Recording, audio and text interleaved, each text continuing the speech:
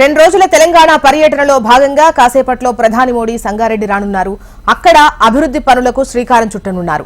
పటాన్ చెరువు పటేల్గూడలో విజయ్ సంకల్ప్ సభలో ప్రధాని మోడీ పాల్గొంటారు. అక్కడి సభ వేదిక వద్ద నుంచి మరిన్ని వివరాలు మా ప్రతినిధి యోగానందరెడ్డి అందిస్తారు. ప్రధానమంత్రి నరేంద్ర మోడీ సంగారెడ్డి జిల్లాకు చేరుకొనున్నారు. పటాన్ చెరువు పటేల్గూడలో మోడీ ఏదైతే విజయ సంకల్ప సభ ఏర్పాటు చేయడం జరిగింది, ఈ సభకు మోడీ చేరుకుంటారు. దీనికంటే ముందు, ఈ సభ కంటే ముందు దాదాపు 10,000 కోట్ల రూపాయల విలువైన పలు అభివృద్ధి కార్యక్రమాలకు ప్రధానమంత్రి నరేంద్ర మోడీ శంకుస్థాపన చేయబోతున్నాడు.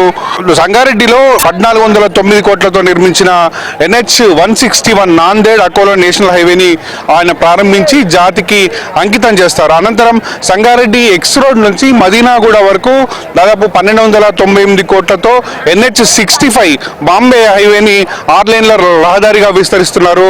అదేవిధంగా మెదక్ జిల్లాలో 399 కోట్లతో చేపడుతున్న NH-765D మెదక్ ఎల్లారెడ్డి హైవే విస్తరణ, అదేవిధంగా 500 కోట్లతో ఎల్లారెడ్డి రుద్రూరు విస్తరణ పనులకు శంకుస్థాపన చేస్తారు. మోడీ షెడ్యూల్ చూసుకుంటే ఉదయం 10 గంటల 15 నిమిషాలకు బేగంపేట నుండి హెలికాప్టర్లో బయలుదేరి 10:40 కల్లా ఇక్కడ ఏదైతే పటేల్గూడలోని ఎస్ఆర్ ఇన్ఫినిటీ సెంటర్కి మోడీ రానున్నారు. ఆ తర్వాత ఉదయం 11 గంటల నుండి 11:30 వరకు ఏదైతే అభివృద్ధి కార్యక్రమాలకు సంబంధించిన శంకుస్థాపనలు, ప్రారంభోత్సవాలు మోడీ చేస్తారు. అనంతరం 11:40 విజయ సంకల్ప యాత్ర సభ ఇక్కడనే సభ వెనకాలనే ఈ సంబంధించిన శంకుస్థాపన ఏర్పాటు చేయడం జరిగింది. అక్కడి నుండి ముందటికి ప్రైవేట్గా ఈ సభను ఏర్పాటు చేశారు. ఈ సభలో విజయ సంకల్ప సభలో మోడీ పాల్గొంటారు. 11:40 ఈ సభానంతరం ఇక్కడి నుంచి మోడీ సభ తర్వాత ఇక్కడ నుండి మళ్ళీ తిరిగి హైదరాబాద్ వెళ్ళిపోతారు.